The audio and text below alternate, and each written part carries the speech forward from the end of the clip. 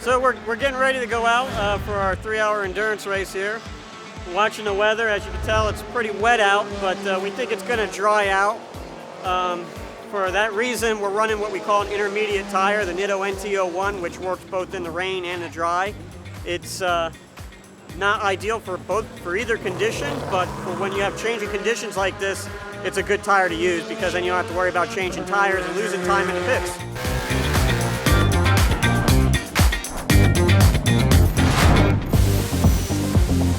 Well, we were out winning 3 championships. We were securing a championship. Absolutely. We started off winning the Florida Regional Champ on Saturday morning in treacherous rain. The car ran so well that we lapped the entire field once and won it overall. And we were very proud of the car. I want to special thanks to our tuning department. We were able to soften up the valving on rebound and take a little bit of rear bar out so she'd hook up coming off the corners.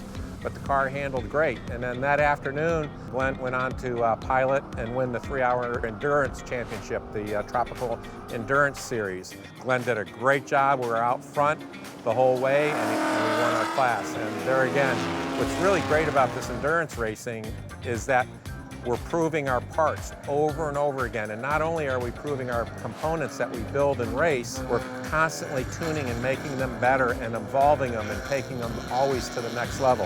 What else do you have? Do you have anything to say, Glen? Or? It's just remarkable how well the car handled throughout the 3 hours and never missed a beat. The car was predictable. The tires stayed under it for all 3 hours, which says a lot about the suspension tuning and the shocks and struts, the settings that we had. I couldn't ask for a better car for that full 3 hours. I'm happy to say that this 3-hour endurance race was our final test for the K member, the Road Race K member, and it passed with flying colors, so I'm looking forward to getting that rolled out into production and getting that in the hands of the public.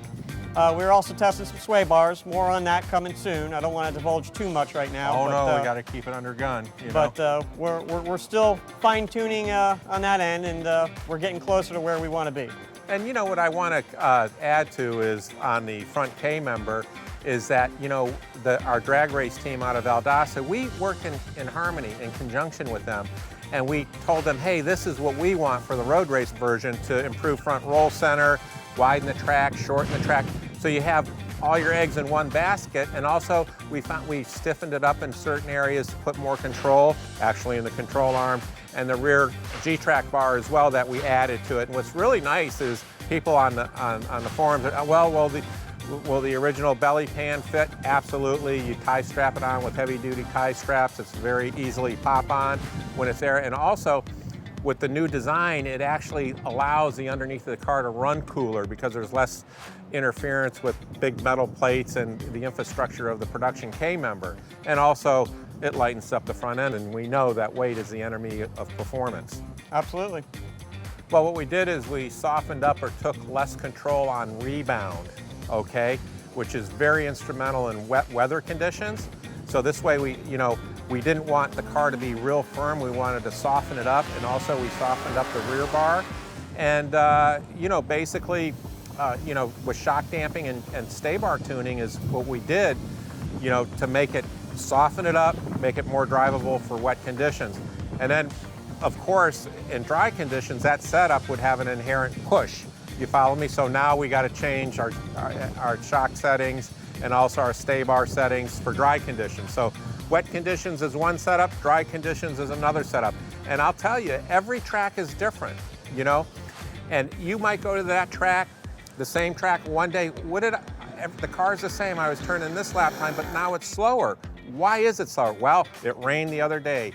It just rained this morning. The track conditions always change, and the beauty of having this very advanced damper system that we have on the vehicle is we can change for the different conditions once we see what the car is doing during practice and qualifying. So suspension tuning is an art, believe me. I think the in-car video will say it all. You'll see where we're up against some cars with a lot less horsepower than us, but yet we're still putting the power down, no problem getting out of the corners in the rain, which has a lot to say about the suspension tuning when you can put 500 horsepower down to the ground.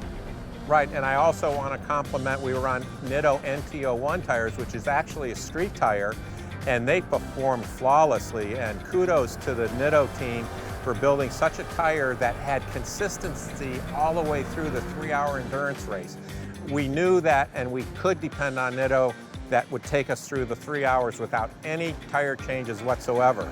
And what was incredible is that, you know, when you do a 3-hour race and you win it, it either proves the theory or it destroys it, like I've said several times. And I am just so happy of the durability of this vehicle. Nothing broke. And then the following day on Sunday, I went out to win the Florida Cup Series race, and I started first overall with a bunch of GT1 cars that qualified behind me because the superiority of the car in the rain in the first race on Saturday put us on the pole.